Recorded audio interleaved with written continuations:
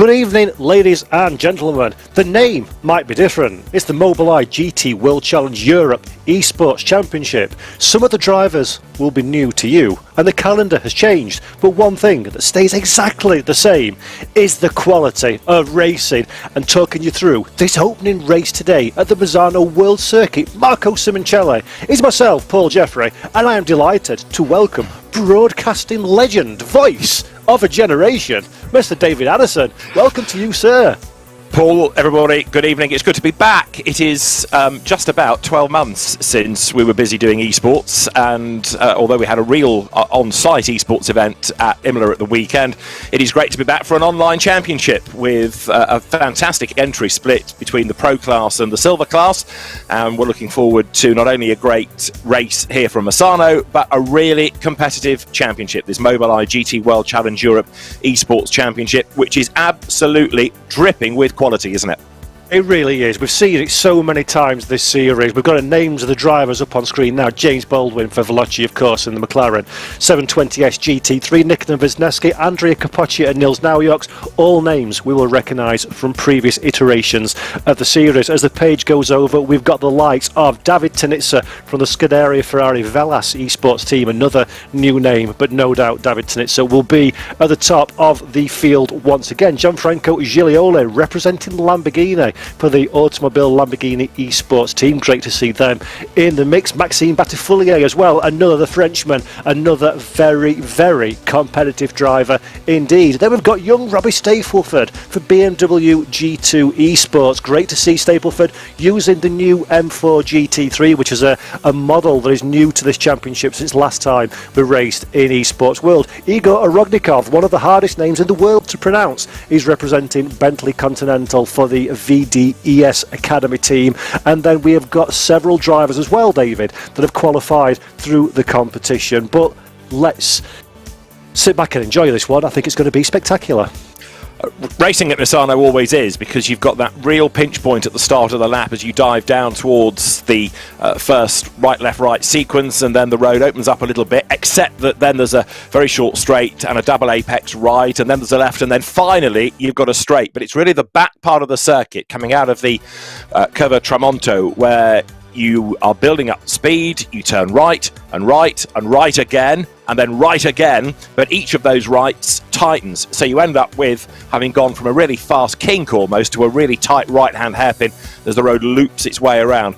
And then the final corner is somewhere where you can run wide, you can get yourself in strife, and that compromises you onto the pit straight. So you've got to be precise, you've got to be careful, and it's a venue that lends itself to good, close, competitive racing. Yeah, it's such a tight circuit for GT3 cars, and I think actually Ryan Gill has produced a wonderful guide as to what it takes to go fast around this Misano circuit. So let's have a look at Ryan's lap guide of Misano, round one of the Mobileye GT World Challenge Europe Esports Championship.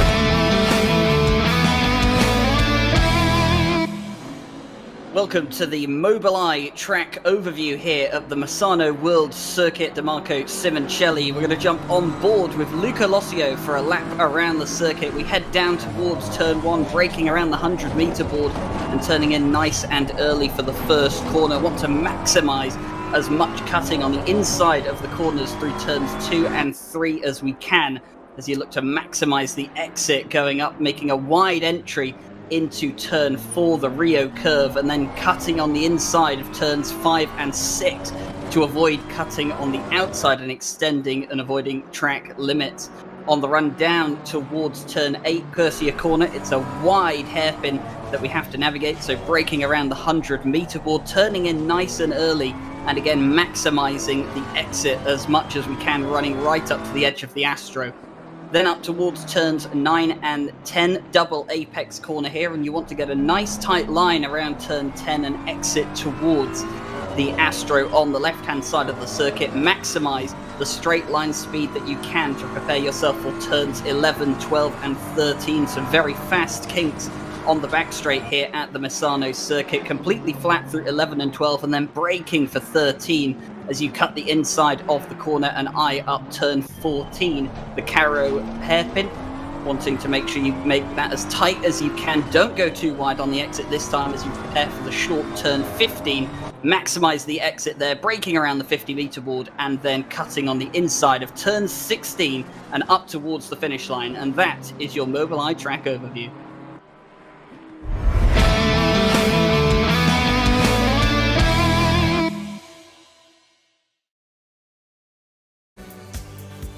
Lovely lap and guide there from Ryan Gill. Thank you very much indeed. And David, it just goes to show, doesn't it, that a track like this, Misano, as we said just before we cut to that little broadcast part, it is a very tight circuit, and that encourages drivers to get their elbows out a little bit. So expect to see quite a bit of close quarters racing, I think, today.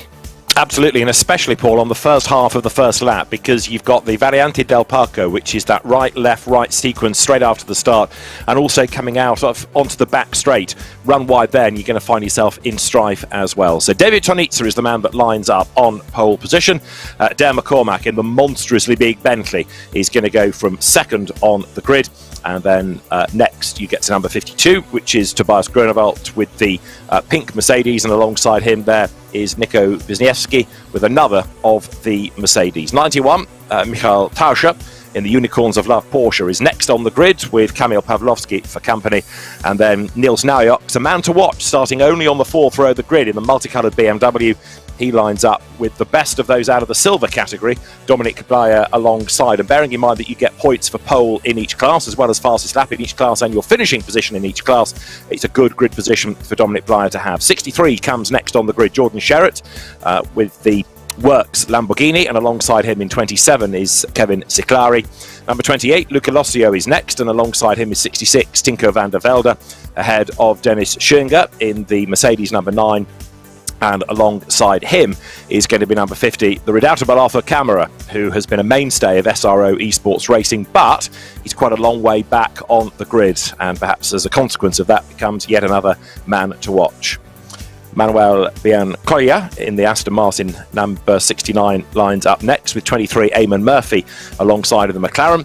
Number 35, another of the Silvers, Mateusz Tiszkiewicz is next with the Bentley. And lining up alongside him is the reigning champion, James Baldwin, who is light years behind where he really ought to be. In 994, Maxime Batifoulier's Mercedes comes next on the grid, and alongside is 1, 2, 3, Joe McCauley with the Ferrari. Aboard 81, next up, Robbie Stapleford. He could also be a driver to keep an eye on, as could also Giuseppe Montalbano with his Bentley there, number 340. Aboard number 120 is Jordan Grant Smith with the green Porsche, and number 41 alongside is another of the Bentleys, which is from the VDES Academy. Number 195 comes next on the grid, Fabien Piffet, and alongside him is number 142, which is another of the Bentleys, this time Mikhail Bakov's car. Next up in number 30 is Tommy Razier, and alongside him number 97 is another of the Works Lamborghinis, Gianfranco Giglioli, but quite a long way back on the grid. 22 is Nicholas Hauben, and alongside is Marco Yonkers, who drives 203. In number 29 is Hamada Equitsi, and number 17 lining up alongside Leo Boulay in his McLaren. Again, we're in the silvers here. 77, Sven Hettich is another McLaren-mounted driver. Andrea Capoccia, who was a race winner in the original SRO Esports series in the silvers back in 2020, is next on the grid, number 4, a long way back, but certainly a driver to watch because he should make progress. Niels Klinkmüller's Mercedes is next, and alongside him should be number 31, which is Kevin Leone. Next on the grid, number 369, Alexander Novikov, and 113, Jesse Kauppinen with another of the Aston Martins. 21 comes next, which is David Petilet. And aboard 105 is Kieran Prendergast. Next up, 563, the Lamborghini of Marcello Bonaccorsi, and 72 is Valentin Barrier. 49 comes next, Samir Ibrahimi with his Aston Martin, and number 18 in, guess what, yet another Bentley, is Mattia Zampedri next on the grid. And then the back row is where you will find 557 Nicolai Hillebrand, and 38, which is Ben Craner with lots of real-world racing experience with the Honda NSX. Right, that then is the grid. It's a 1-hour race. There's the mandatory pit window between 15 and 45 minutes for that 1 litre of fuel. And Paul, we're just about good to go. Absolutely fantastic stuff. It feels like it's been an age, David, since we have been in this position. Of course, the cars have got to circulate round the track to do their formation lap, so we're not quite ready for the green flag and the racing yet, but it's very interesting to see a lot of the names that we recognise from previous competition. David Tunitsa, of course, one of the title protagonists all the way through the championship, putting the car on pole position, and we've got our reigning champions, you say, down in 16th position, was it, if memory serves me correct? I'm just scanning through my list now. So we've got plenty ahead of us, and I wouldn't know which way this is going to go. Do you go full attack? Do you consolidate and get points? It's a big question these drivers are going to be asking themselves, isn't it? It is, and I suppose it's slightly dependent on your grid position. I mean, I agree. We're looking at James Baldwin with a lot of work to do. We're looking at number 4, Andrea Capoccia, with a lot of work to do. But part and parcel of this is where you are coming out of the first couple of corners, because, like I say, Variante del Parco is always a pinch point. You can get run out wide, you can get forced off the road, you can gain, you can lose as a consequence of that. And it's only really once you're through that and you know whether you've survived without damage, can you really start to formulate a plan. And you know what they say about plans, Mr. David Addison? You formulate them, you put them in place, and then you throw them straight out the window the second the green flag waves, because everything changes. And I think that's half of the skill in these races. They are, quote-unquote, endurance races, but 60 minutes and a pit stop, it's not a long time to get your house in order. So you've got to be very intelligent as well as very quick, don't you, to understand where you are in comparison to your rivals and just maximise that opportunity. Indeed so. Well, we are about to get this formation lap underway then as the cars are released. You can see the drivers hard at work. Dan McCormack then, who is going to line up second on the grid aboard number 814, the Munster Rugby Gaming Bentley Continental. We don't have that many Bentleys in real world GT racing, but it's good that we have them in this Mobileye GT World Challenge Europe Esports Championship. Mobileye, great innovators, and I think one or two drivers are going to have to be quite innovative in their overtaking manoeuvres in this, especially those that have found themselves mired down the order. James Baldwin, let's face it, he's got some explaining to do. Whatever he was doing in qualifying, it didn't work.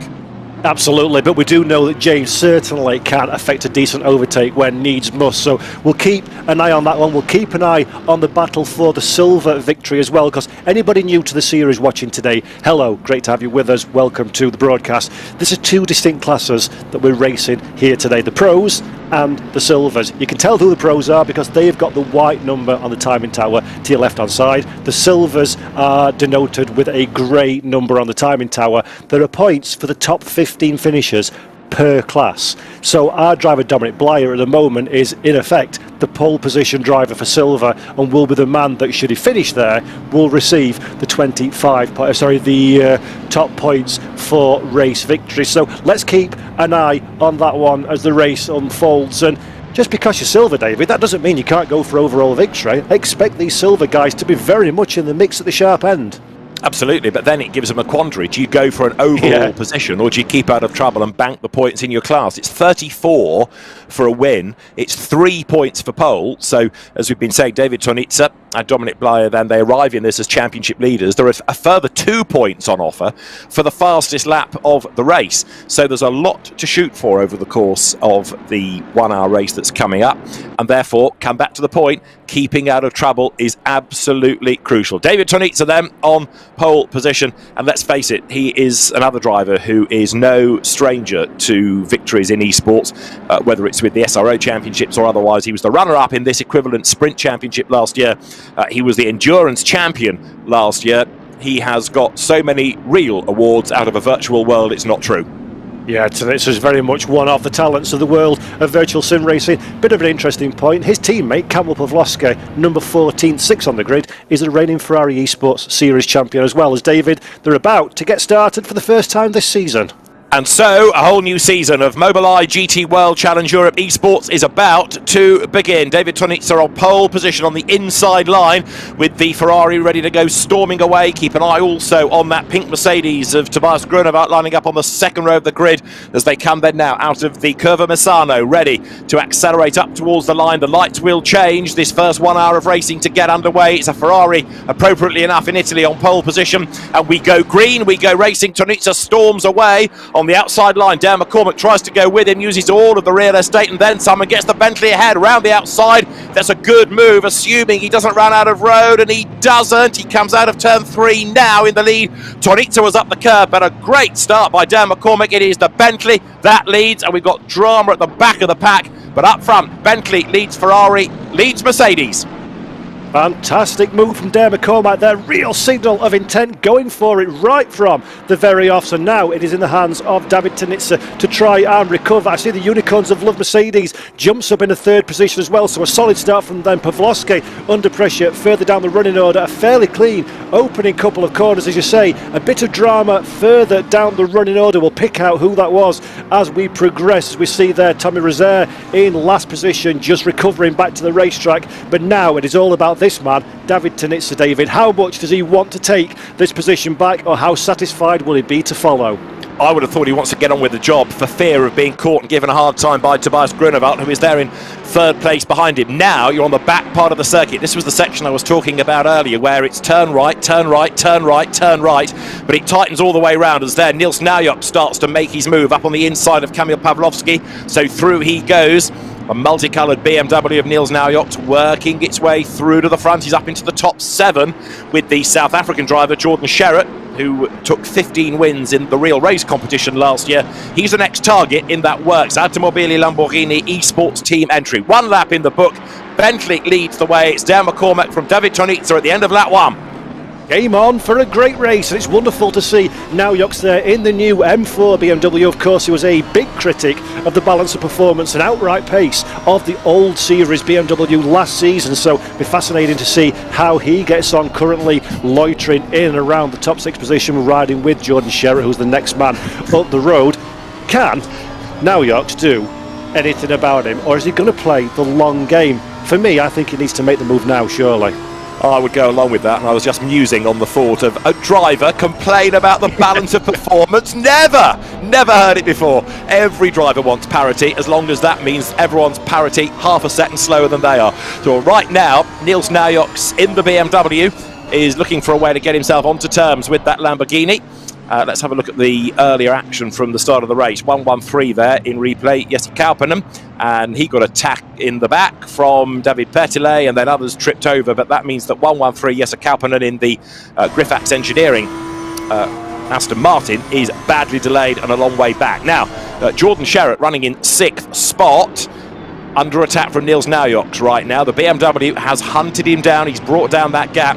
Fascinating, this, 2 really different ways of attacking the GT3 problem. That real aero-friendly Lamborghini shape, and then of course Nils Naujok's in the new BMW M4 type of car that won the Fanatec GT Esports Pro Series race at Imola in the hands of Neil Verhagen on Saturday evening. But Naujok, for the moment, has got himself stuck, and drama here, Paul, coming out of the last corner, or towards the last corner. Eamon Murphy in strife. Yeah, that's a real shame for Murphy, dropping all the way down the running order. That's the Veloci McLaren car. Kamil Pawlowski we're looking at now. Actually, Pawlowski starting to apply pressure to the back of Naujok's. Really interesting to see. I must say, let's go back to Jordan Sherratt at the moment in 6th. Lamborghini last season was not the most competitive proposition. It is fantastic, David, to see that car running so high this early in the championship. But Naujok's will be aware, he'll be well aware of the strengths and weaknesses of all the cars in this field. And based on my knowledge of how these cars run, of course, we're using a custom balance of performance in this championship. I don't expect that Lamborghini to stay there in 60 minutes' time. So anybody behind him now, effectively, they're going to be bottled up and starting to lose time, one would imagine, to the cars ahead. And we can see that here.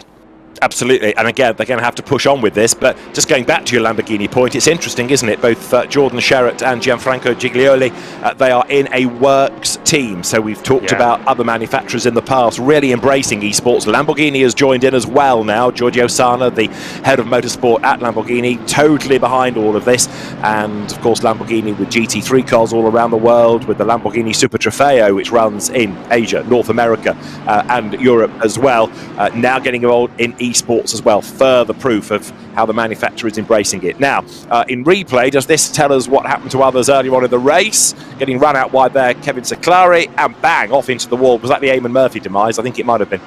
Yeah, that's very unfortunate for Murphy. Too many cars in too small a space. Happens at a circuit as small as the circuit Marco Simoncelli Misano that we're at the moment, and Murphy, sadly, is the man that paid the biggest price. So one of the drivers that we would firmly have expected to be at or near the sharp end of the grid, but sadly he's now very much out of contention.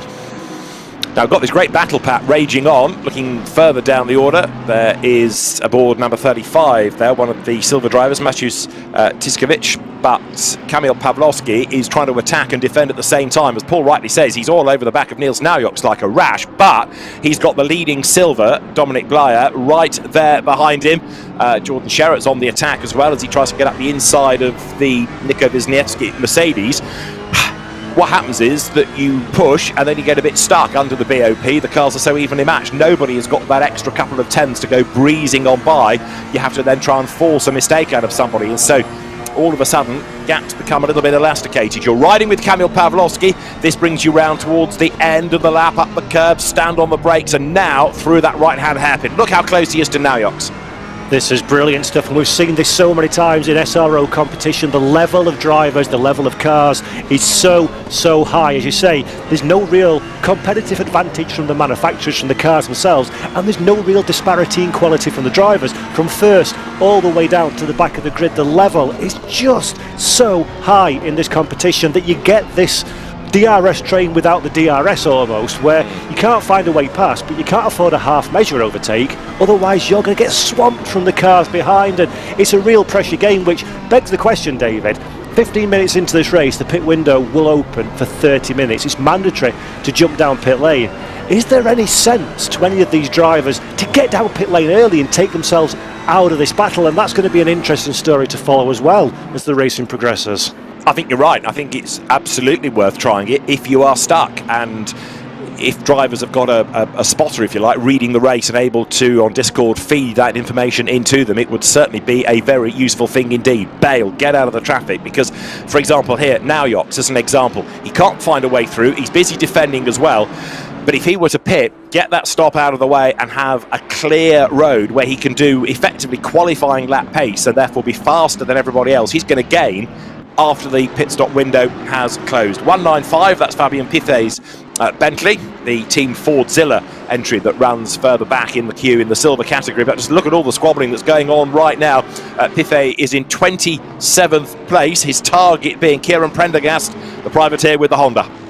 Beautiful scenes here. Two cars, very different liveries, very different cars as well. The Fordzilla Bentley trying everything he can to find a way past, and something that's worth bearing in mind as well for everybody at home that's maybe new to SRO competition. These cars are the cars that these drivers will compete across the 5-race season. So there's no good picking a car that's competitive here for Misano, that rides the curbs well, for example, because you've got to take it throughout the course of the year. So some of these drivers that we see struggling a little bit further down the running order might come into their own further on in the series. We've got roughly a race per month, Zandvoort being the next one up. So it really is, it's a long haul game as well, isn't it, David? You want to get the best result here and now. You want to take the points that are on offer if they're on offer for you, but it's also about playing to your strengths and weaknesses as a driver, as a team, and as a mark.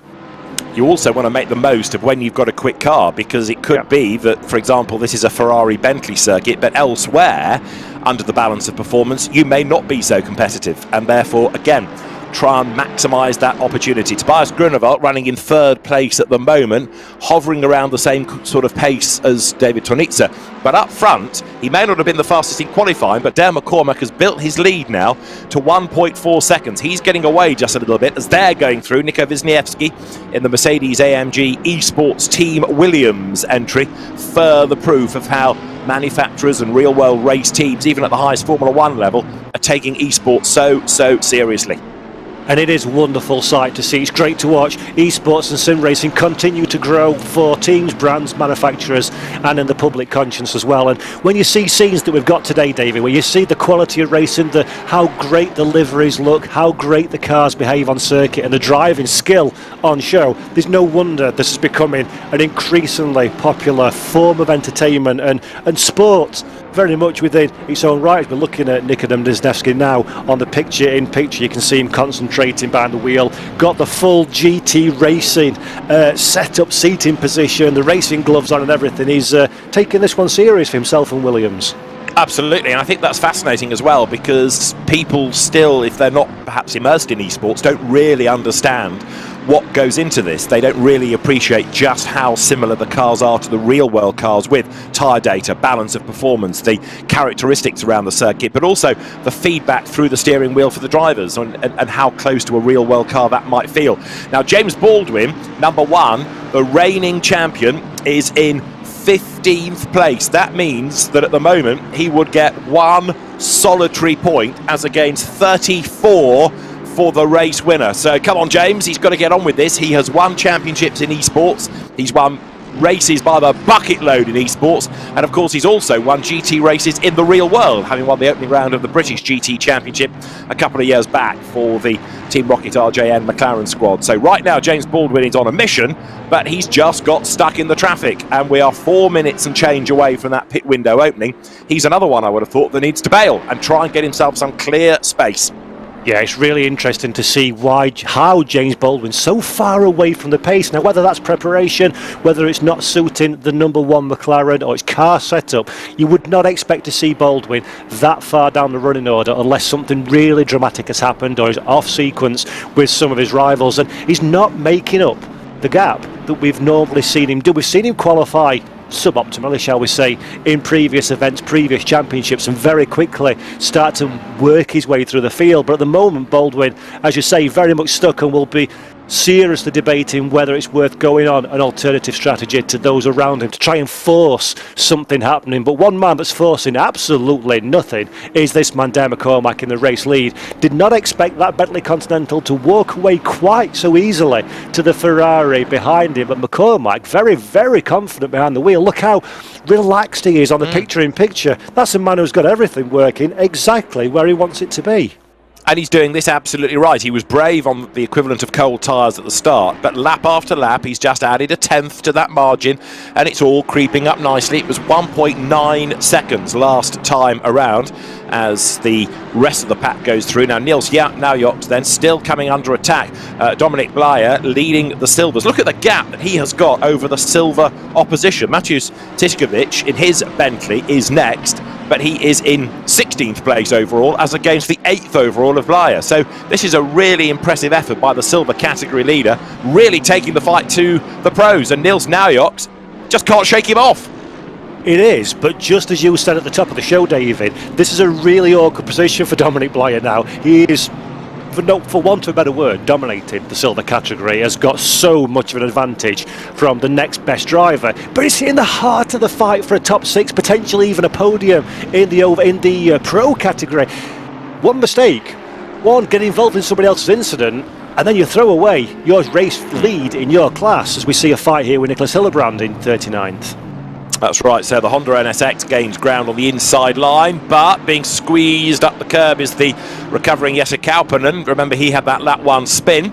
It's good to have the Hondas. We don't see enough of Hondas in real world GT3 racing, but a great shape, makes a good noise as well, that car, and the noise is all part and parcel of GT racing. Yeah, let's just finish off the Dominic Blyer point. You are absolutely dead set right, Paul. He needs to make this decision now. Bank points or try and be a hero. Well, you don't get points in the championship regulations for heroics, so I would, if I were him, keep out of strife and don't try and force the issue. Don't get involved in people's battles. Right, Hillebrand only 39th, which illustrates just how busy the circuit is. And in replay here, challenge being made up on the inside. Sven Hettich with the Prime E-Racing car getting it all wrong on that back part of the circuit coming up through turns 12, 13, that section. Yeah, and that's just one of those unfortunate moments here at Misano where you've got to go for the move, you've got to commit nice and early and hope that you get the racing room from your rival. And sometimes no malicious behaviour there, I don't think. It is just one of those things. We're seeing now race control, 15-second time penalty for car number 21 for causing a collision. So car number 21, of course, is in our silver class, and that is David Patil for Clash Racing in the Bentley Continental.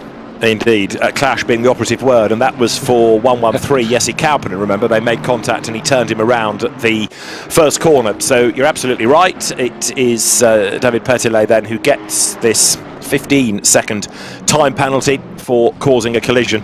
It's going to throw him even further down the order. Kieran Prendergast goes through, still under attack. The lead gap is 2.4 seconds now, as Dan McCormack continues to bolt away from the opposition. Kieran Prendergast then, the privateer in the multicoloured Honda, he in turn is coming under attack, isn't he? Because there, Fabien Piffet's Team Ford Stiller Bentley right on his tail.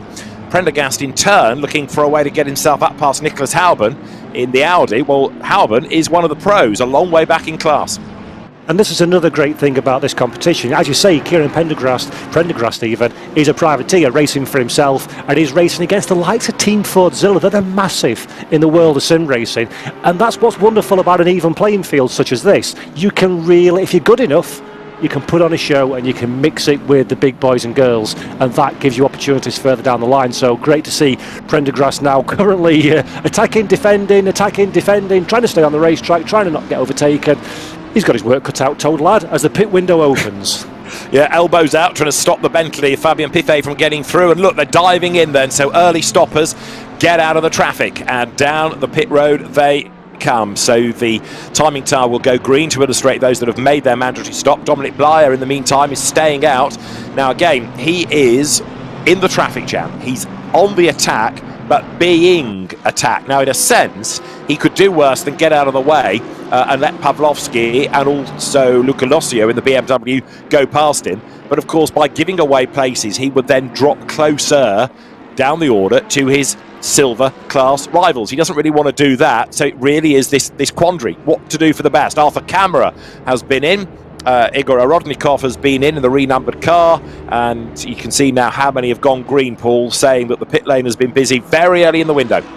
Yeah, absolutely, and that's a good tactic to take, as you say, if you're involved in a bit of drama or racing for track position. But going back to Dominic Blyer for a moment, there's also a counter-argument to getting out of the traffic. It's while you're racing with the pros, who by and large are pro drivers, so they're very, very fast, they're pulling you along at their speed as well. I'm not saying Dominic Blyer's not capable of doing that speed, of course he is, but it's kind of, if you're not coming under too much pressure from the likes of Kamil Pawlowski behind, stick with them, let them pull you along, because the longer you stay out on track, the bigger the advantage over Tiskovic, who's your second place man in silver, becomes. So what Blyer does not need to do at this stage is start racing hard for position or come in under pressure for position. That was then really the tipping point that forces your hand of do you, don't you, jump down pit road.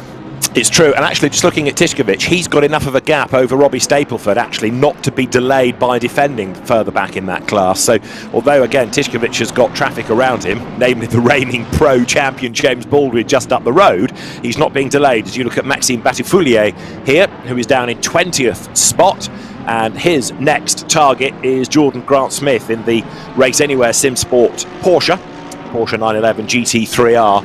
But to tell you what, that Bentley might be an old car in real terms, but it's being driven exceptionally well by Dan McCormack up front for the race lead as we get towards 41 minutes of the race still to go here at Misano. It's a dry circuit, the sun is shining, and a number of those early pit stoppers then falling down the order, but it will all unravel as the race goes on. I tell you what's disappointing as well though, Andrea Capoccia, number 4, just not making the progress, is he, from way back on the grid?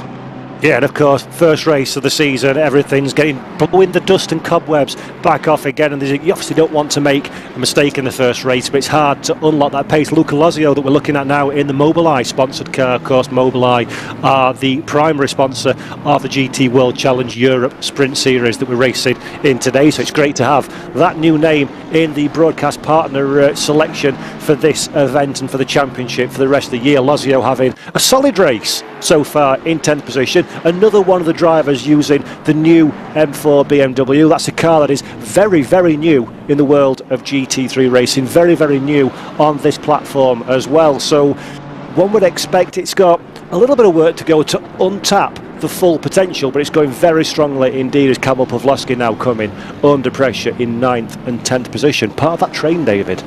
Absolutely rising at the back of that train, the Mobileye ex-Jean Alesi Esports Academy BMW. Luca Lossio then looking to try to make progress, and again here you have two different solutions to the GT3 problem: the aero-friendly Ferrari and the almost touring car shaped BMW M4 that was busy at Imola in the opening rounds of the GT World Challenge Europe at the weekend. Now look at this little battle pack lower down the order, in the midst of which is Mattia Zampedri's Clash Sim Racing Bentley. But Zampedri accelerates through with 18 being his Bentley. 63 meantime is under attack finally. Jordan Sherratt finds Niels Naujoks alongside him, and Naujoks lines up to have a go on the inside line there. He's way up the curb, the road will come to him, and finally with a bit of a rub, Naujoks goes through. Sherratt gets forced out wide, comes back on the outside line at the hairpin, and finally Niels Naujoks has done it. We're 12 laps in, and finally he's gone by. Yes, that was nice. That was maximum commitment in a typical Niels Naujoks style. Sherratt was reluctant to give up the racing line and maybe could have avoided that bit of contact and kept the race on for another corner or two more. But Niels Naujoks doing exactly what he needed to do. And he needed to do that one. He's got a second and a half from Nikita Wisniewski ahead. So now it's time to get the pedal to the metal, start closing up on that Williams Esport Mercedes. And Sherratt has done wonders for the first 20 minutes to keep that Lamborghini in the top six. The question is, will he start going backwards, or can he get back into the zone? As we've got a replay, David. We have indeed, and 2:15 there is Niels Klinkmuller, who gets into the back of number 38, Ben Craner. Now that's silver on pro. Ben Craner, who in his teens did quite a bit of real world racing, but has switched to esports. He runs, as I say, in that pro class, and given a bit of a tap in the tail, and that's dislodged him. Now look at the way that Naujoks has checked out. That gap is a marked one, isn't it? Because the BMW is trying to get away, and now Jordan Sherratt has to go on the back foot to keep the Triton Racing Bentley of Dominic Blyer behind him, and Naujoks should now be able to get up the road after Nico Wisniewski and do something about that Mercedes. He should be up with him even before the pit stop for him, because now that BMW is able to show what it's capable of running in clean air.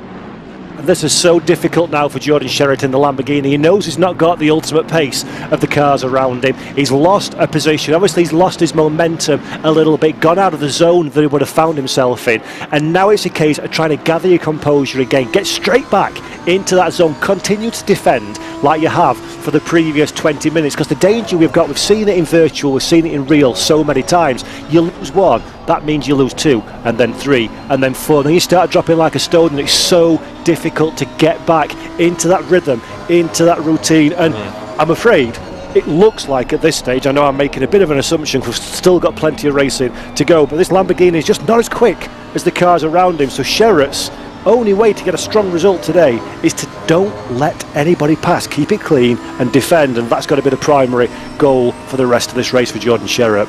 Indeed, and also I guess there's an element of hoping that other people get themselves in strife up the road. So for example, if Naujoks gets up with Wisniewski and they tangle, then kerching, 2 places could be gained. But you're right, on pure pace, that Lamborghini just lacking that last 10th, isn't it, right now? And he goes deep there, up at the top of the lap then, so a mistake made up at Tramonto, and that instantly puts Jordan Sherratt on the back foot. Look, he's lost a massive chunk of time. One tiny slip like that, it brings Dominic Blyer right onto his tail, and Blyer tries the outside line then as they force the issue all the way around now to Curva del Carro, which is that tight right hairpin that's coming up now, but not quite able to make that move. Dominic Blyer has to sit tight, and of course, as he's trying to gain places, he's got to be careful not to leave the door ajar and therefore come under attack from Kamil Pawlowski, because the last thing he needs, we touched on it already, is any contact. And into the pit lane, by the look of it there in the background, dived Tinko van der Velde with the Williams Esports Bentley. And that's a wise move from Van der Velde there. He's recognised that Sherratt is acting as the cork in the bottle with this little battle. And of course, Sherratt, as we said, not quite got the pace in the Lamborghini. The harder he's racing with the likes of Dominic Blyer and Kamil Pawlowski behind, the slower they're going to be going, as well as Niels Naujoks immediately takes the place away from Nikita Wisniewski ahead. 5-second penalty as well for Jordan Sherratt too, David. So it's all happening. It is, yeah. Jordan Sherratt's got a penalty for an incident which involved Kamil Pawlowski. Other penalties have gone to Andrea Capoccia, 15 seconds for causing a collision involving 77 Sven Hettich. I think we saw that, didn't we? And also there's a drive-through now to Leo Boulet, number 17, the Intruder Racing Competition McLaren, and that is for an incident that involved Tommy Razia, who was at the back of the field early on. So yeah, race control have suddenly got busy, an awful lot of penalties, and also a warning being given to Hamada Ekwitsi with the SDL Esports Logitech G McLaren, again for an incident. I was thinking a moment or two ago just how good the quality of racing is, but there are incidents that have been out there on track, and it's inevitable, I guess, when the cars are so evenly matched. Absolutely. There's so many of them as well, spread across the entire Misano circuit. But for Sherratt, that 5-second penalty, he'll serve that when he comes to make his mandatory pit stops. He'll be 5 seconds longer in his box than those of drivers around him. Sadly, that'll mean he's very likely to lose a certainly position to Dominic Blyer, potentially even Cabo Pavlovsky, who dives down pit lane in the Ferrari now from 9th position, promoting Biancolia up into that 9th place. So Sherratt's got his work cut out to stay in this top 15 and take home some points. But Dominic Blyer, the silver class leader in 8th position overall, he's showing absolutely no fear at mixing it with these pro drivers. He's doing an outstanding job. It's great to see how well suited for this circuit the Bentleys are, but even so, this is really good going for Dominic Blyer, especially when you put it in the context of the rest of the silver class. Now, because of the pit stops, so up the order overall has come Mateusz Tiskovic, but of course as the pit stops cycle through and those that are pitted blend back in relative to those that have yet to stop, I think you'll find the same number of cars back between them. And you're right in saying that Jordan Sherratt's got his work cut out, because there's absolutely no way that car's got the pace to be able to gain ground. If anything, he's going to lose place after place now. Nils Naujoks then, having got himself up past Nico Wisniewski, working his way forward, and this is all good news for Naujoks. That BMW is kind of coming alive the lighter it gets, isn't it? Yeah, absolutely, and that could also be down to things like how he's looked after his tyres, the setup that the car is using, and we often see this from Naujoks. Last year personally just seems to come alive as the race unfolds. A very thinking man's driver, as well as being an incredibly fast racer himself, as Derek McCormack is still our race leader by 3.5 seconds now. And as we say, pit stops, what have we got on the clock? 18 minutes left of the pit window, so we can expect to see a few of these cars start to peel in. Some of the drivers like to leave it right to the very end of the stint, but of course fresher tyres but colder tyres could leave you vulnerable with very little time in which to rectify whatever the situation is. But look at this, these two David squabbling, but they're actually closing in to Wisniewski ahead, which I did not expect to see. So Nico Wisniewski is certainly not comfortable in that sixth place. You're right, Wisniewski's pace is sort of ebbing away, isn't it, for whatever reason. Maybe again it's all down to early tyre use. Mattia Zampedri, by the way, is being given a 15-second time penalty for causing a collision, and it involved earlier on in the race number 4, Andrea Capoccia. So Capoccia has been the victim and also got his own penalty. Replay here of Dominic Blyer making his way around the outside, and that's going to give him the place, is it not? It does. So we're in real time here, and he's got the grunt coming out of the corner, the Bentley on the outside line, the Lamborghini on the inside line. They'll be up the curb here. Inevitably, Jordan Sherratt, he stands his ground on the inside line, Paul, but this is a really good effort by Blyer, taking the fight to the pros. Yeah, fabulous stuff from those two. Blyer at the beginning of that shot made light contact with the Lamborghini, which allowed him to get his way past Sherratt straight on to the flashers, just signalling his discontent. But luckily, those two managed to race side by side for a couple more corners still, as Dominic Blyer decides, no thank you, I've had enough of that one. Let's get out of the equation and go and do our mandated 1 litre of fuel. But I do absolutely adore this sort of thing. Esport racing, especially in SRO competition, that was big respect and great racecraft from those two, and we see that time in, time out. So bravo, hats off, virtual hats off to those two drivers for a wonderful bit of racing there. In contrast to what we often see in the Pro Series, where it all gets a bit leery at the first corner. And on Saturday, for example, at Imola, we'd lost one driver. He got up and walked out of the Fanatec arena halfway through the first lap because the car had a spin, and he knew he couldn't come back from that. Actually, so many people were excluded or gave up because they had a drama that actually surviving would have got you some points in the end, but that's another story.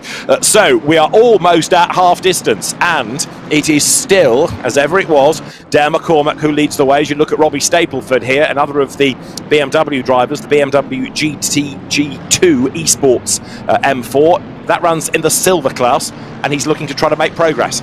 Yep, Stapleford doing a solid job. Just to clarify to a few people at home that's maybe new to this championship, you see the timing tower on the left-hand side. If it's orange with a 1 next to their number, that means they still have a pit stop to serve. If it's green and no number, that means they've been down pit road and served their mandatory stop. So the likes of Robbie Stapleford, yes, he's running 28th on track, but when everything all washes itself out at the end of this race, he will move up several positions, as some drivers, Clinker Muller for example in 17th place, have yet to get into pit lane, and that's an interesting sign there. The top 10, the top 15, the top 20, nobody's been down pit lane yet, leaving it right to the very end. We've just had Giuseppe Montalbano be given a 10-second stop-go penalty as we get a replay here of number 340. That is Montalbano getting into the back at the side of a Bentley and then being turned around. Yeah, oh dear, and a head-on as well. Gosh, that's almost like stock car racing. But anyway, Montalbano is given a stop-go penalty for triggering it all. It was a case of the bite a bit in that as well, but he was the catalyst for it all, so he gets penalised as a consequence. Now, curious this, explain, Paul, please, if you can. David Tonitza, he nailed it in qualifying, but yet he's been dropping away lap after lap, and he's 3.7 seconds behind now. Yeah, that is it's really, I did not expect this one when we first came on air and saw the qualification times. Tonitza, the Ferrari's got a heck of a lot of single lap pace, but it's very much on its tippy toes. It's a car that requires a bit of a hustle. It requires a bit of hard work to get the lap time out of it. Of course, here at Misano, you need to use the curbs as well. You really need to use the full width of the racetrack and some more to get lap time. And Tonitza just can't. He can't access that speed over the course of a stint. Now, whether Ferrari have got concerns about the tyre life of the car, whether it's purely a case of Tonitza wonders if McCormack maybe won't be a challenger over the course of the 5-race season, and it's better just to drive within your own limits a little, see how the race comes towards you and bank early championship points. That's a question we'll have to ask them at the end of the show as Luca Lozio shows his nose up the inside. That's a very, very half measures overtaking manoeuvre and puts him under pressure from the Bentley behind as well. But we'll have to ask Tonitza, it is uncharacteristic to see him not snapping at the heels of the car in front, so something's definitely happening there in the Ferrari Velas Esports team. Yeah, indeed so, especially as we've been saying, he started on pole position. Now Luca Lozio is still under attack, isn't he? Now behind him is Tinko van der Velde as they come over the line. Now remember, these two are both pitted, so they can run to the end now, and van der Velde I think has dropped back a little bit over the course of those pit stops, so he needs to try to regain track position. But the Mobileye BMW of Luca Lozio looks good in those Mobileye colours as well. It's keeping the big Bentley at bay, and then behind them is Kamil Pawlowski. Now, he was ahead of them before he pitted, so he's another one that's lost out on the stops, isn't he? David, that is, Kamil Pawlowski is the poster boy in this race for why you don't come in early if you're a top of the grid driver, because he's obviously had a slower stop, maybe a slower in lap, maybe didn't get down to the pit lane speed limit quick enough, or just missed his marks on the pit stop, and that time that is lost has put him behind arguably slower cars. So every corner they go round, every time they fight, he's just giving away lap time to those that were around him before he made the stops. And that is why our drivers often at the front of the field elect to stop at the very, very last minute to avoid that problem. Get out of pit sequence or get caught in traffic, and it's just such a negative situation on your overall race that move alone could have cost Kamil Pawlowski 4, 5, 6, 7 positions come checkered flag. Maciej Tiszkiewicz hard at work, as you can see on the picture-in-picture. He drives number 35. There it is, the Triton Racing Bentley, and he's eagerly trying to find a way now up past number 9, which is the Pro Class Mercedes of Dennis Schoeniger, the Mercedes AMG Esports team, HRT, Hap Racing team. So way up the curb, you see how the drivers try and maximise as much of the real estate, because the more room you've got, the more you can keep the momentum up. Right now, though, Kamil Pawlowski down in 21st place. Now, okay, that's not 21st in class, but even so, in terms of an overall position, he's been dealt a bad hand after that pit stop.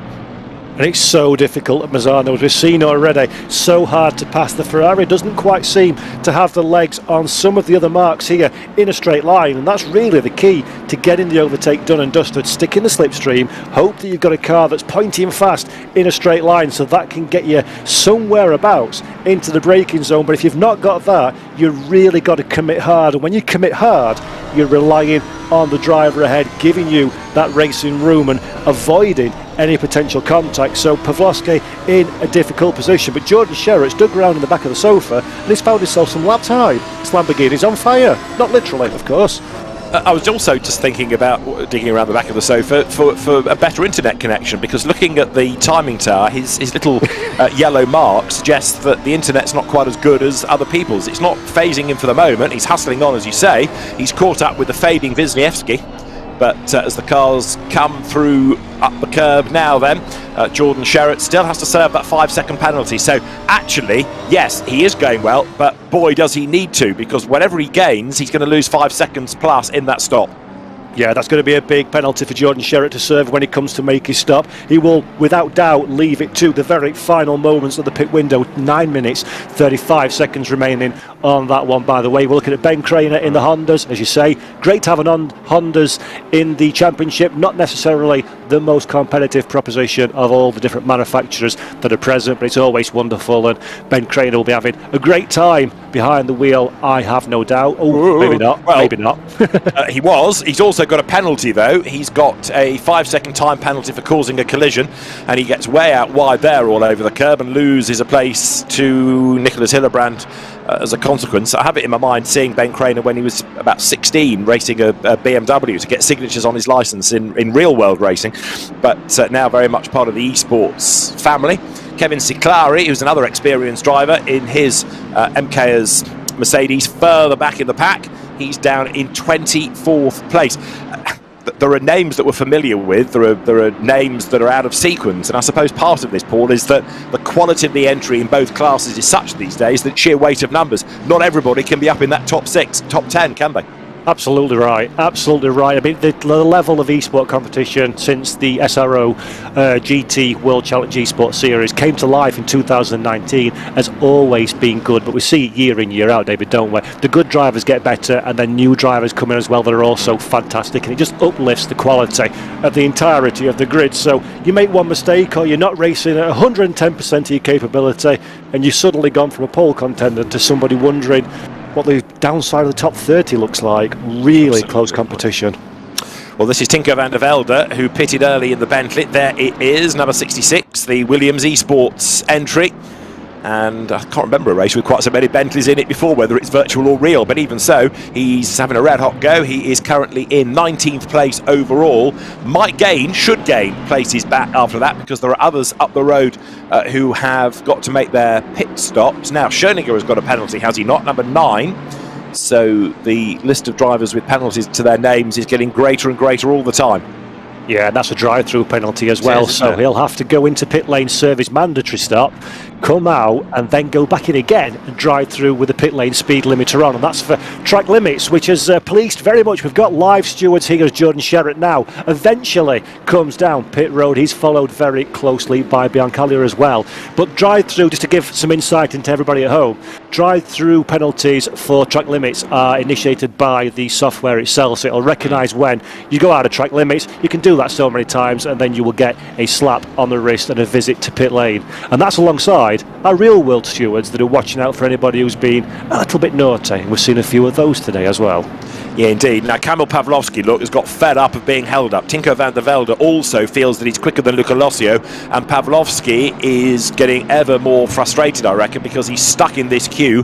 Behind Pawlowski is Dominic Blyer, who has retained his silver lead on the stops, but again, he has found himself out of sequence and he's found himself stuck in traffic. Yeah, such a painful position as a driver to be in, but luckily for them, there's only 6 and a bit minutes left on the clock until that pit window stops. So very, very soon, we should expect to see each and every driver come and visit their pit lane. But great drive from Luca Lozio, actually. He's got a little bit under the radar for me, David. He's sort of gone about his business, stayed out of trouble, tried to keep things nice and clean, and he's in a very, very strong position. 14th on track, but don't forget, we've got a bunch of cars ahead of us that are still to serve their pit stop. So Lozio on course for a solid top 10 at this rate.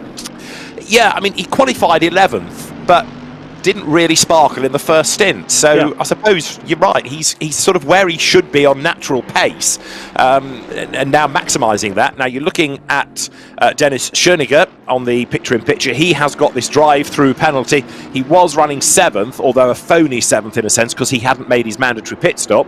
Well, he will do this drive-through, and then as Paul was making the point, he's got to come back in and do the regulation stop as well. And the pit window closes with 15 minutes of the race to go. That means we've only got 5 more minutes of the pit window that they can use. Look at this traffic jam. Luca Lozio is the cork in the bottle. He's got, what, 4 cars stacked up behind him, all of whom reckon they're quicker, but all of whom can't find a way by that BMW, which right now is the widest BMW ever known to man. Lozio is standing his ground and he's not letting them by.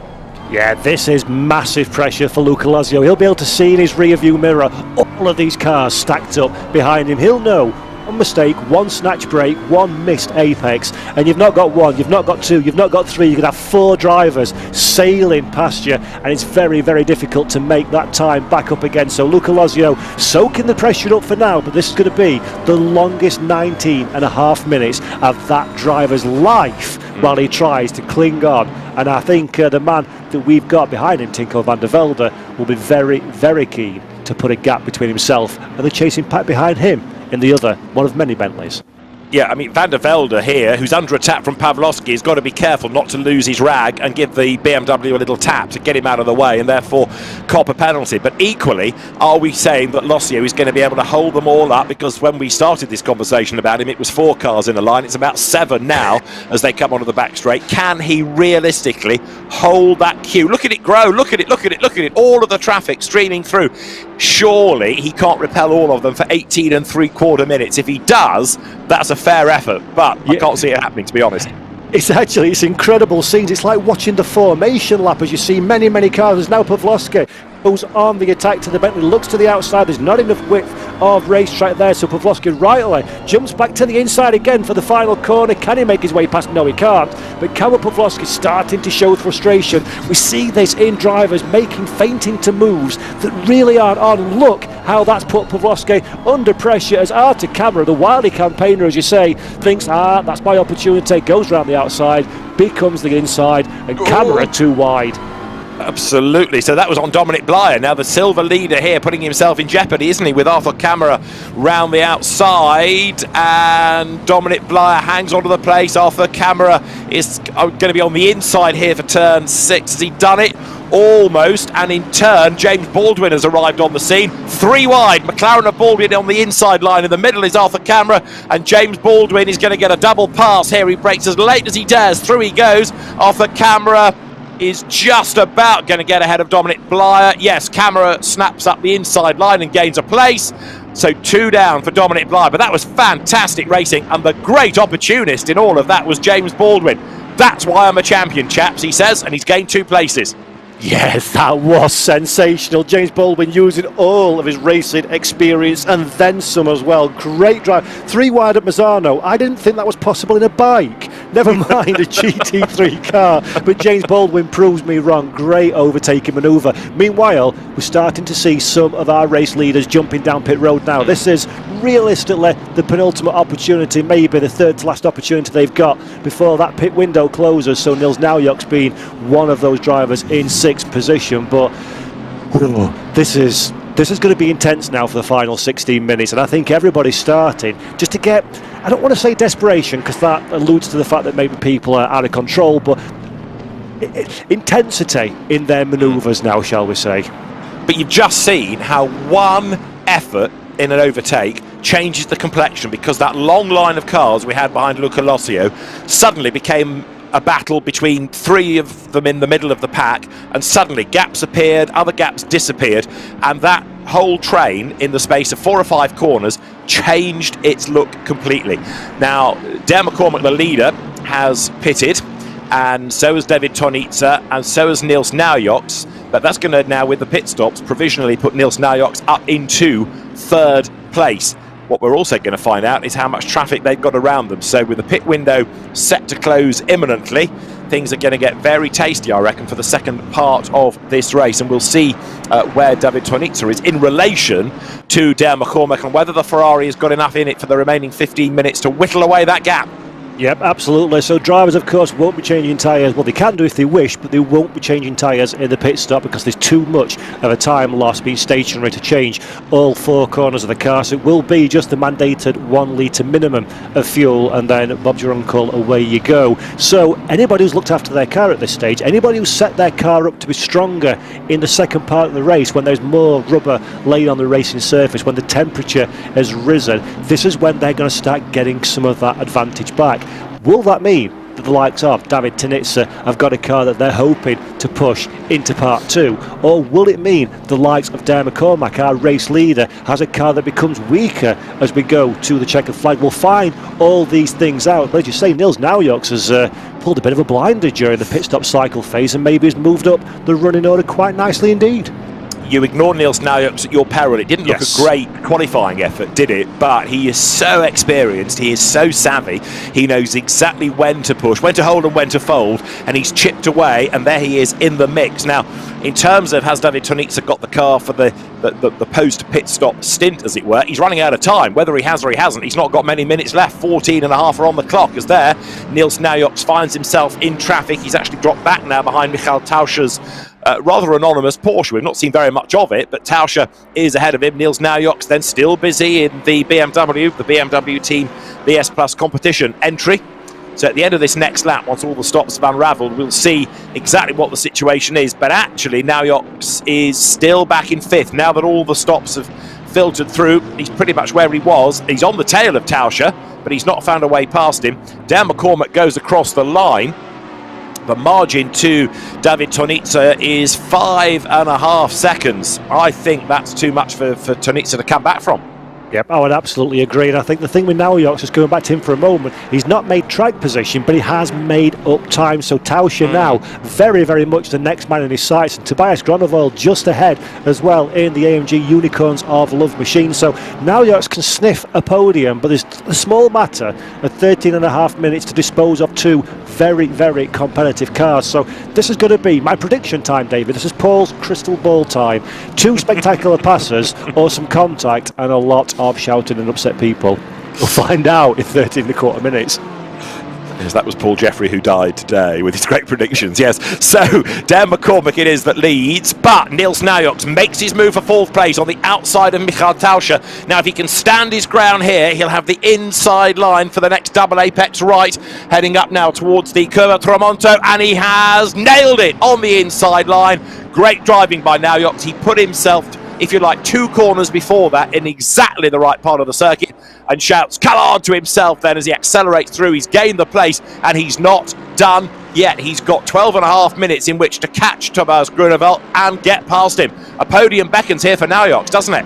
It really does. That was a sensational overtaking manoeuvre, and that BMW looks like it's working so well. Naujoks can place the car wherever he wants it. A really positive front end, really stable on corner entry and turning as well. So Naujoks is in a great position to continue moving forward. If I was Tobias Gronewold, I would be worried about the impending arrival of the number 7 car. Tinko van der Velde seems to have been forever in some kind of battle and drama as well in 7th position. He's got Luca Lozio that washed out in 6th place, so good manoeuvre for Lozio to get himself up there, and Kamil Pawlowski, who just cannot catch a break in position 8, trying to take some advantage as well. So look at that, James Baldwin position 9, slowly catching monkey, making himself a decent result. Yeah, you've taken the words. I was just looking at that, thinking, yes, 15th we had him, didn't we, earlier on in the race? There he is up into 9th place. But whilst he's benefited, as you say, Kamil Pawlowski is still stuck in the traffic and out of position relative to where he was in the first stint. So I think Kamil might take the hump here, because he's going to be a bit disappointed, to say the very least, as we've got 11 minutes and change on the clock. And what was that? That was some drums going. Well done, David. You've been waiting for that one for 3 seasons. Absolutely. It's good to see old friends, isn't it? Yeah. Watching Robbie Stapleford at work. Now, he's doing a good job. Look, he's got himself up in the BMW there on the inside. He's making a move against Kevin Siclari, who is in the Pro Mercedes. But Stapleford, second in silver. And look how close he is on the road now to Dominic Blyer, because there is 1 car between him and his class rival. So Dominic Blyer, who was in a different league in the first half of the race, all of a sudden finds himself on the back foot because Robbie Stapleford is hunting him down. Yep, and that is 100% because Dominic Blyer found himself in the pro field, in the mix, trying to find position, losing time as people were squabbling himself as well. And very, well, this field is so close and compact and competitive as this, you give away even 0.1% of an advantage, and suddenly you're going to be finding someone like Robbie Stapleford, who's maximised his race, will be all over you like a cheap suit. So Dominic Blyer will be so frustrated now, and Robbie Stapleford can taste that class victory, so he's very keen to keep pushing forward and bringing Igor Orodnikov with him as well. Absolutely right. So Robbie Stapleford then second in silver. Then you've got the triple word score, Igor Orodnikov right up there behind him, and next in the queue as well, Maciej Tiszkiewicz with another of the Bentleys. So yeah, Stapleford, he's on the attack, he's on the defensive. The problem is that Kevin Siclari is just not going to get out of his way. Siclari wants points in his class, and unless Robbie Stapleford can be really bold and clear him, he's never going to get a chance to attack Blyer, because Siclari's not quick enough to take him up to the back of Blyer and have a go that way. So Stapleford needs to have a think here and work out what he can do with 9.5 minutes to go. Yeah, difficult position for Robbie Stapleford to find himself in. Look at the bevy of cars ahead of them as we see Siclari now just defending fresh air. That's a risky manoeuvre to throw the car to the inside when there's no real need to do that one. That kind of tells me that Kevin Siclari is a little bit phased by the proximity of Stapleford behind, and that will give heart to Stapleford as James Baldwin almost catches himself a face full of Ferrari, but just about avoids the rear of Kamil Pawlowski. Look or judgment, you decide. But James Baldwin is very excited about moving forward, almost a little bit too much, as Nikodem Wisniewski earns himself a drive-through penalty and to wave at his pit crew. And there's a time penalty for Valentin Barrier for causing a collision, number 72. He's avoided the barriers, but not other cars. So Valentin Barrier gets a penalty. Now, this is Stapleford on Siclari. This is absolutely crucial for any Silver Cup hopes he's got. He's on the outside line here for turn 3. Come on, Robbie, can he do it? He gets squeezed out wide, and all of a sudden he's in jeopardy. 3 wide here on the inside, and he loses second in class to Orodnikov, who gets up the inside. Then Stapleford, it hits him sideways, but he goes back ahead, and Siclari retakes both of them. So 1 up and 2 back for Orodnikov. Then he gets involved with the Bentley behind as well. It all gets a little bit leery, and after all of that hard work, Robbie Stapleford still can't quite clear Kevin Siclari, and it means that Dominic Blyer is even more secure up the road. But now look, 8 minutes to go. People are getting desperate, certainly urgent in the way that they're driving, because they're running out of options now. Yeah, that was real heart in the mouth stuff, and I can't help but feel Igor Orodnikov was a bit too enthusiastic to buy himself in to that fight, and would have been better served following Stapleford through, clearing that Mercedes and then continuing the battle. But that's very easily said up here in the office and not out on the racetrack, as James Baldwin now has decided he fancies another bit of carbon fibre off the front of that Ferrari ahead as that fight continues. And look at Luca Lazio. He will never do another race where he's under more pressure than he's been under today, and he's responding in the best way possible. Great driving so far from Lazio, holding on to that 6th position. Now remember that clash we had with James Baldwin and Arthur Camara. James Baldwin's got a 5-second penalty for unsporting behaviour, so you'll see then he's running 9th, but he's going to fall back in the queue. He's got Arthur Camara still up behind him. So Camara focusing in now on Baldwin. Baldwin in turn is on the back of Pawlowski, and still Luca Lazio is hanging on to that 6th place overall. He's got, what, 5-6 cars behind him, and if he's going to hang on to that place for another 7 minutes or so, he's going to have to work harder than a fat lad's arteries, because he's got Van der Velde, Pawlowski, Baldwin, Camara, Blyer, and then Siclari pretty much all breathing down his neck, and the defence that Lazio is offering up is outstanding.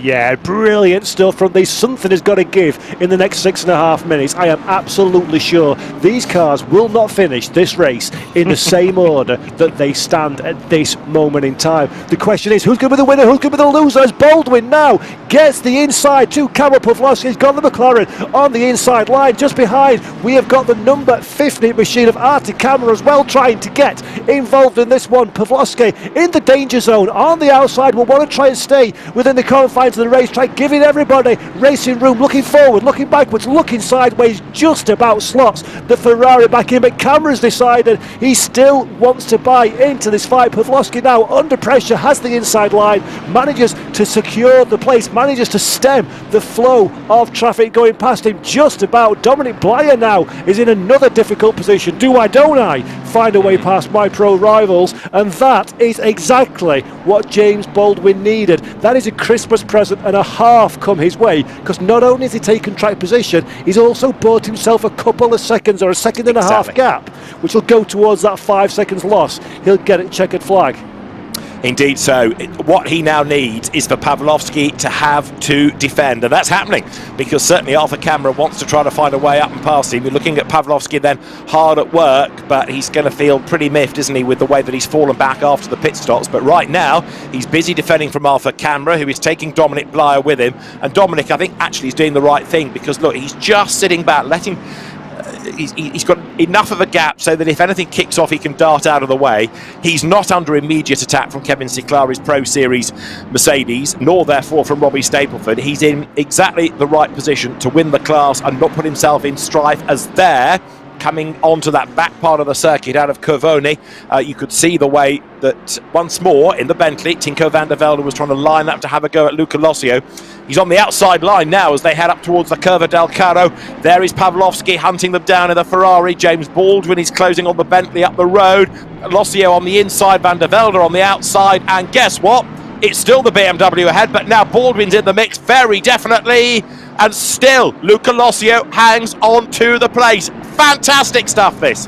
Absolutely brilliant, and Lossio now being swamped from both sides, but there you go, that's your man James Baldwin once again, and behind in the shot we see Kamil Pawlowski taking some advantage as well. Dominic Blyer has decided, no thank you, you guys go fight yourself and I'll pick up the pieces when tears start rolling in a few corners time, no doubt. But James Baldwin is the man on the move. What a beautifully manoeuvred overtake. Fantastic. It proves why he's a champion. It all kicks off behind as Lossio gets a tap, and around he goes. Another scatter. Off the road has gone van der Velde. Now, what has all that done for Dominic Blyer's chances? Has he gained out of all of that? Yes, he has. He's got more traffic between himself and Robbie Stapleford now. I was about to suggest that James Baldwin being ahead of Luca Lossio was really good for him, because Lossio would hold people up and let Baldwin pull away. But in contrast, Lossio finally has been tipped out of the pack. Arthur Camera has gone 7th. 8th there is Pawlowski. 9th is Dominic Blyer. Tinko van der Velde is down in 10th as you look at Niels Naujoks, who has now put himself onto the back of Tobias Grunewald. So late race. This is the fight for third. 3 minutes to go. Fantastic stuff. My heart goes out to Luca Lossio as we see again 3 wide. Again, Igor Oroknikov is the man in the sandwich, the meat in the sandwich of these two cars. Will we give each other enough racing room? This is really heart in the mouth stuff, but Oroknikov very, very intelligently decides to get on the middle pedal and just let that situation go away, because nothing good comes of 3 cars going 3 wide into a corner. And Robbie Stapleford is the man that comes out of that little sandwich with the advantage, just about stays within the confines of the circuit. And we said it were going to be dramatic at the end, David, and I think we've got that and some. On that score, your crystal ball is absolutely right, yes. So right now it is Dan McCormack, to as ever thus, who leads the way as you see Robbie Stapleford go through. Now Stapleford this time around has cleared Kevin Ciclari, but the trouble is that there's yet another pro class car between him and Dominic Blyer, because even if he can catch up to the Tinko van der Velde Bentley, he's got to get past him, and he's running out of time, running out of laps, and running out of options as well. But we have had some cracking racing. Tell you what, 15th overall does not really do Luca Lossio's race justice, does it? Because he defended so well for so long. We're getting more penalties, one and yet another one, a second one this now for Andrea Capoccia. There's also one for Alexander Novikov, and a time penalty for number 49 Sami Ibrahimi for failure to hold the brakes. So as we come down to the final minute and 30 seconds of the race. Let's take stock a little bit. Where are our big challenges? This one, Nils Naujok's looking for the bottom step of the podium, but Matthias Tuskovic has decided he's found a little bit of pace from absolutely nowhere and wants to do a number on Naujok's and protect his teammate as well on the bottom step of the podium. We've got the 5-second time penalty for James Baldwin, currently in 6th position, but that gap is not as big as he needs it to be at this stage in the race. And Dominic Blyer, just about after all that drama, is still the leader of our silver class. 1 minute to go. How much drama can we fit in? Let's find out. Well, I think we're on the last lap, aren't we? Looking at the clock relative to the pace of the cars. Nils Naujok's then attacking Tobias Groenewald, but also keeping Michael Tauscher at bay. So the BMW still very definitely on the attack. But Dan McCormack, we have really not seen very much of in this race, so dominant has he been. But this is kind of dare to be different, isn't it? Dan McCormack with the Bentley, not always the favoured esports car. He's way out the road up front, on target for a race win, and Nils Naujok is fighting right to the very end here, Paul. Yeah, really sensational drive actually from Nils Naujok in that BMW, really maximising and then some, like we always see from Naujok. So a great result, whatever happens from here on in. 4th, 3rd or 5th will be a dynamite finish for that new car in this championship for sure. Well, the clock ticks on down. 7 seconds to go. Nils Naujok has got 4 corners to go, but this is Dan McCormack then, who is on target for a race win, and he's going to win by the best part of 6 seconds. The checkered flag is at the ready here at Misano, and it is winning victory for Bentley. Honours in the opening round of Mobileye GT World Challenge Europe Esports Championship go to Dan McCormack. He clashes with traffic having taken the checkered flag, but it's a delighted Dan McCormack. He wins. No, he dominates the opening race here at Misano. David Tonitza is second, but who's going to be third? Look at this. It is just going to be the Mercedes then. Groenewald, Naujok, Tauscher, they cross the line virtually as one. Brilliant battle right to the very end there. Yep, absolutely wonderful stuff. James Baldwin crosses the line in 6th position, but that time will be altered when everybody else finishes for the 5-second order. Artur Camera P7, Kamil Pawlowski in 8th position as well. Dominic Blyer is eventually the winner of a silver class 2, so great drive from Dominic Blyer. Tried very, very hard to get himself involved in all of the battles at every part of the racetrack, and a class victory is his reward. And the biggest winner, David, in my opinion, is us in the box and everybody at home, because that was 60 minutes of absolutely sensational racing. It was. It's just a shame that nobody told Dan McCormack that he was meant to be part of it, because I think everybody had a battle with either one or more cars except for Dan McCormack, and the reason for that was his utterly outstanding move around the outside on cold tyres at the start of the race. And I tell you, I've seen people try that time and time again at Misano, make a mess of it, go off the racetrack, get a penalty for abusing track limits and gaining an advantage, and yet Dan McCormack got that between the white lines absolutely perfectly, and on that move alone he deserved the win. Yeah, completely agree with you there. That was obviously a bit of a strategy coming into this race, hoping that the opportunity would present itself, and he took it with both hands and then some. Fantastic drive, real commitment, real maturity actually from Dan McCormack. He displayed in that move, and then the drive where he just, like a metronomically put in lap after lap after lap, made no mistakes, kept his concentration, consolidated where he was strong. And actually Dan McCormack has licked and posted a letter to all his rivals that you want to watch out for me over this 5-race series. I'm a man that's wanting to go into Monza on August the 3rd as a championship challenger. Yeah, but with a Bentley winning in each class, I would be fascinated to see what the balance of performance is going to be from there on in, because it's going to be really interesting, isn't it, to see whether the Bentley is as fleet of foot when we get to the next round at Zandvoort. Watch this space. Yes, a very good point, 'cause of course in the Mobileye GT World Challenge Europe Sprint Series, same as in the Endurance Series, the Americas and the Asia as well, we have a custom balance of performance performed by the event organisers. There we go, we can see the final finishing positions there, David, if you want to take us through the point scorers. So Dan McCormick it is that wins from David Tonitza, Tobias Grenevelt third, fourth Niels Naujoks and Mikhail Tauscher fifth, provisionally sixth James Baldwin ahead of Arthur Camera, with then in eighth place Kamil Pawlowski, ninth going the way of silver winner Dominic Blyer, excellent effort, and the top 10 rounded out by another hard worker in that race, Tinko van der Velde, who was on the attack all the way through, wasn't he? With in 11th place, the second of those in silver, Robbie Stapleford, 12th overall, Kevin Saklari, and then 13th, the other podium finisher in silver, third in class, Igor Ogorodnikov. Yeah, fantastic drive actually from Ogorodnikov. He was not afraid to get involved in his fair share of three wide and dramatic moments as well. So good result to start the season for Igor Ogorodnikov. And as opposed to the question I've got to ask you now, Mr. David Allison of the motor racing fame, driver of the day, what would you say? Oh, that's a tough one. I mean, the obvious thing is Dan McCormick, just because he did not put a wheel wrong. He qualified well, it was a great move at the first corner, and he drove off into the distance, and he has made people with bigger esports reputations look a bit pedestrian. So yeah, I've got to say, for me, the star of the day has been Dan McCormick, no question. Fantastic, and I think from my point of view, I've got to give a big shout out to Niels Naujoks. Started much lower than he would have liked at the beginning of the race, but typical tenacity, ability to get the car down the inside and overtake and really maximise the speed. Fourth position is a very, very strong start, and we've seen Naujoks start championships much worse than this and still been in the pointy end come the end of the season. That's true. So he's one to watch, isn't he? Yeah, definitely.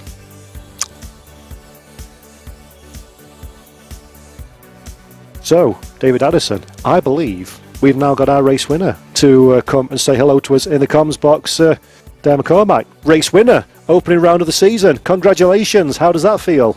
Thank you. I'm absolutely ecstatic. I can't wipe the smile off my face.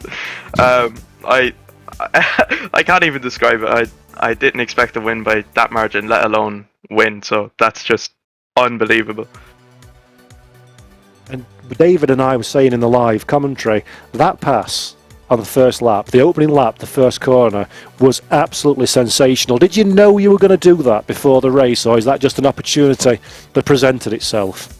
I knew that I did it last weekend in a different competition, so I knew if I braked as late as I could and I went TC2 off the line, I could get the jump. So yeah, I sent it and it stuck, so it paid off. Fantastic stuff. And of course, the Bentley proved to be a very competitive car in both classes today at Misano. Anything special you've had to do to this, setup-wise, driving style-wise, to make it work here on this track?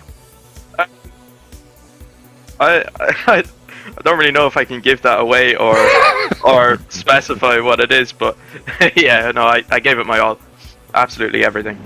And how do you feel now coming into Zandvoort, the next race of the season? Of course, it's a 5-round championship. Is this form that you can carry through to the rest of the year? And are we going to be talking more about Dan McCormick taking checkered flags as the year unfolds?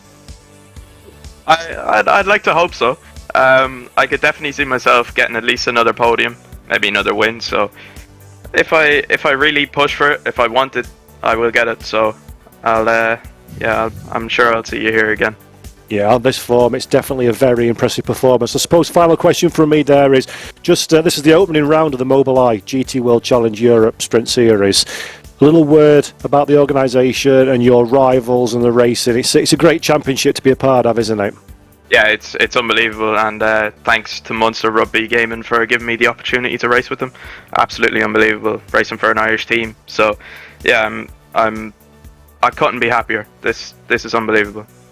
Well, you've earned yourself a little something this evening to celebrate what was a fantastic performance, and with it, the points as well. So, congratulations, a brilliant performance. Didn't see you put a foot wrong apart from when the checkered flag waved and you caught that back marker Honda. Thank you. Thank you, Dan McCormick. Great stuff, David. A man who's very relaxed in his own shoes, it seems, is Dan McCormick, and he knows his boy done good there.